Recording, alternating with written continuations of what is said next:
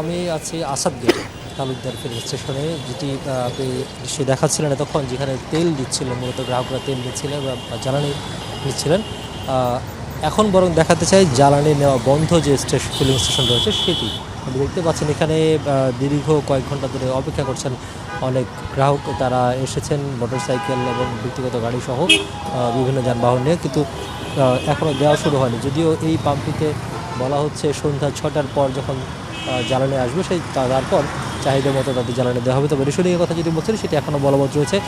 যাদের fool card রয়েছে তারা 1000 টাকা পর্যন্ত দিতে পারবেন মোটরসাইকেলে, এবং যাদের ফুল কার্ড নেই তারা 500 টাকা পর্যন্ত মোটরসাইকেলে নিতে পারবেন। এছাড়া কেউ কারো 20 লিটার, কারো 15 লিটার বা কারো 5000 টাকা পর্যন্ত 5000 টাকা পর্যন্ত লিমিট বেঁধে দিয়েছে বা সীমা বেঁধে দিয়েছে সরকার থেকে, এবং সেই অনুযায়ী তারা নিতে পারবেন। আমরা একটু দেখাতে চাই, দীর্ঘ লাইনটি দেখাতে চাই। ওই যে সামনে যে লাইনটি দেখতে পাচ্ছেন, এটি একেবারেই আমরা যদি দেখি যে গণভবন থেকে শুরু করে চন্দ্রবাগ জিয়া উদ্যানে যেটি রাস্তাটি রয়েছে সেই জিয়া উদ্যানের অর্ধেক পর্যন্ত গিয়ে পৌঁছেছে, ঠিক আছে।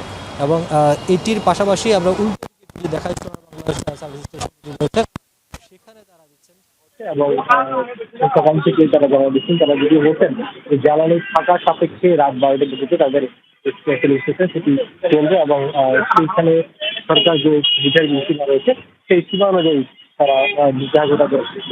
অনুযায়ী তারা গ্রাহকদের জ্বালানি নিতে পারবে। তবে যা গ্রাহকদের একটি অভিযোগ রয়েছে, যেহেতু এই যে সংকট, অর্থাৎ ইসরায়েল, আমেরিকা এবং ইরান ত্রিপাক্ষিক যে যুদ্ধ, সেই যুদ্ধের সংকট যখন শুরু হয় তখন তারা যখন গ্রাহকরা বলছিলেন যে জ্বালানি তেলের মূল্য বৃদ্ধি হবে, অর্থাৎ সেই শঙ্কা থেকেই তারা মূলত অনেকেই বলছেন যে তারা প্যানিক বাইং বলতে যদি বোঝানো হয়, অর্থাৎ ভয়ে তারা অধিক পরিমাণে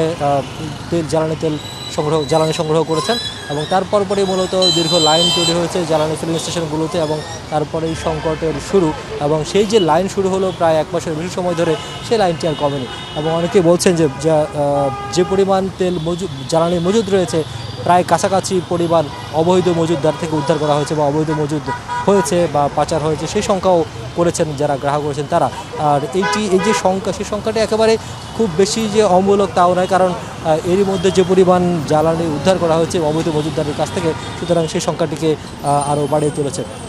তাই গ্রাহকরা বলছেন যে এখন যদি যেই জ্বালানি তেলের মূল্য বৃদ্ধি করা হয়েছে, সেই মূল্য বৃদ্ধির ফলে যদি অন্তত তাদের ভোগান্তিটা কমানো যায়, তাহলে এই মূল্য বৃদ্ধিটা আসা খুব একটা গায়ে লাগবে না। যেহেতু বিশ্ববাজারে জ্বালানিতে মূল্য বেড়েছে, সেই বিশ্ববাজারের সাথে সমন্বয় রেখে যদি বাড়ানো জ্বালানির যে মূল্য, সেটির সঙ্গে যদি ভোগান্তিটা কমানো যায়, তাহলে আর খুব বেশি সমস্যা হওয়ার কথা নয়।